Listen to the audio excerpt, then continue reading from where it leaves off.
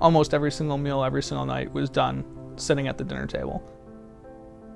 Sunday was, you didn't do nothing else. So much of your interaction with your family revolves around what's happening at the dinner tables. You get to talk to one another, you get to learn from your kids, and your kids learn from you. You get to share experiences. My grandmother, she has an old recipe book of everything that she learned, and that passed on to my mom, and she's passing it down to me. My favorite thing was when we went to Grandma's house was her soup, and she would always make my favorite soup.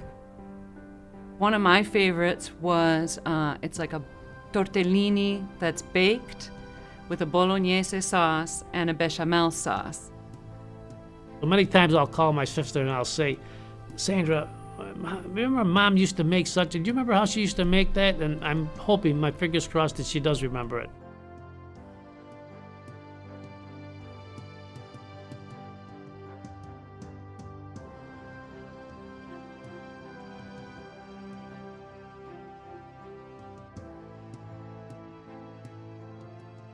Welcome back to The Big Picture. We're talking about the Cultural Center, the Italian Cultural Center in North Buffalo and the status of that.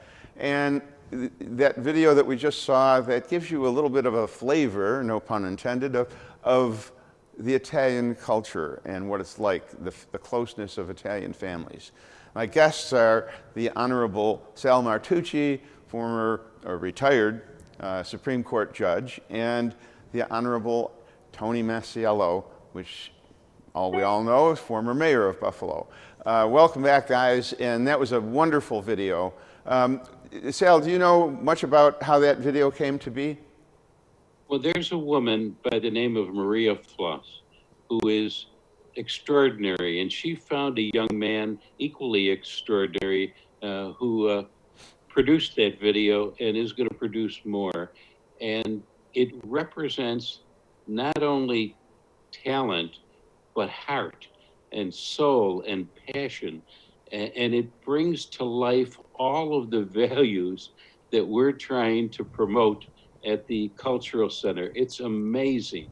And I'm so glad that you saw fit to highlight it in this program, because it, along with, well, for instance, the efforts of Joanne Falletta, who's going to be an integral part of some of our programming.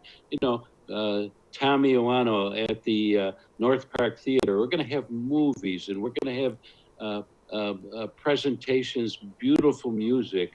We're going to have so many things that are uplifting.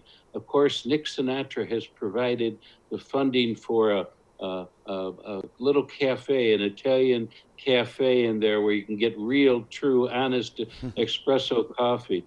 The Montanti family and the Simonelli family are going to honor us with great opportunities to meld our culture and introduce our people and our children to the cultures of the world, which are now all found right here in Buffalo, New York. You mentioned the Poles and the Irish before, and the Jewish cultures, but now we have so many African cultures, the Sudanese people, and so many others who have settled here in the past few years, and they're going to have a home too. Not only they're not going to have to wait to build their own. They're going to come and be able to share what we have, because that's the Italian way, to share.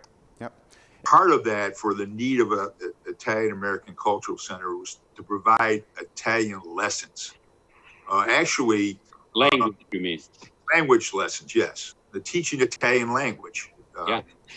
And they've been doing that in a much smaller area currently, but this will give him and his family and other teachers of the Italian language a much bigger place and a much bigger attraction to continue to teach the Italian language to people.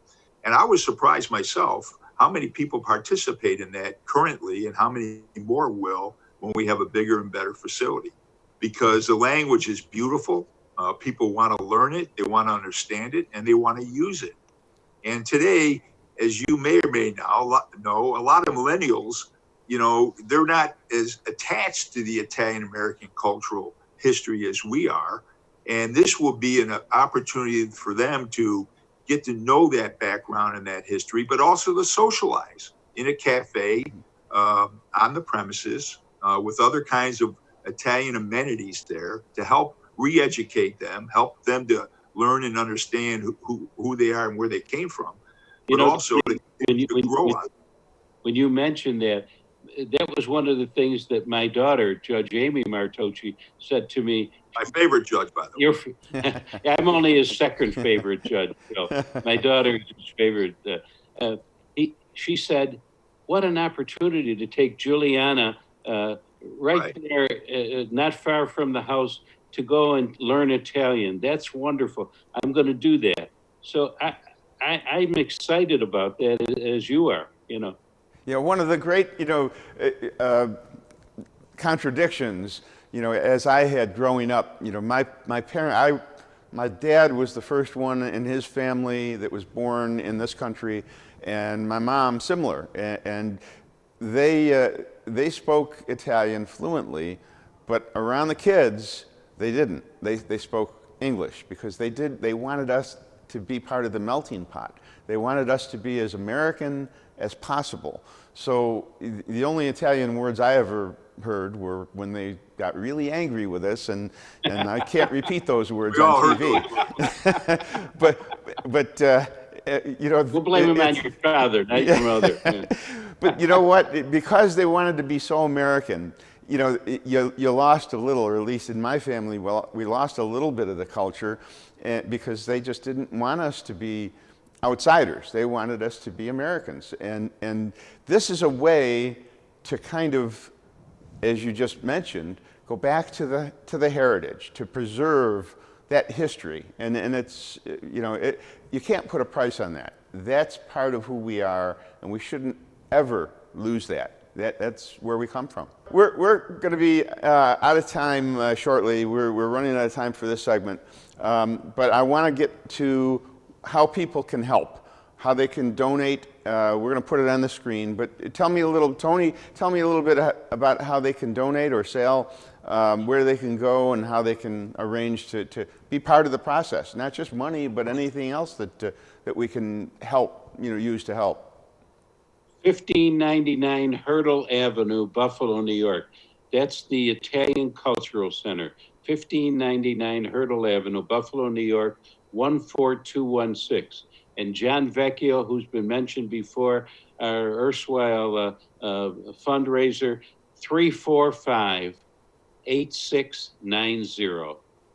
345-8690. And you're so right. We want a couple of dollars from everybody. $1 we'll be grateful for, but we also want their time and their talent, not just their treasure, although we certainly need all three.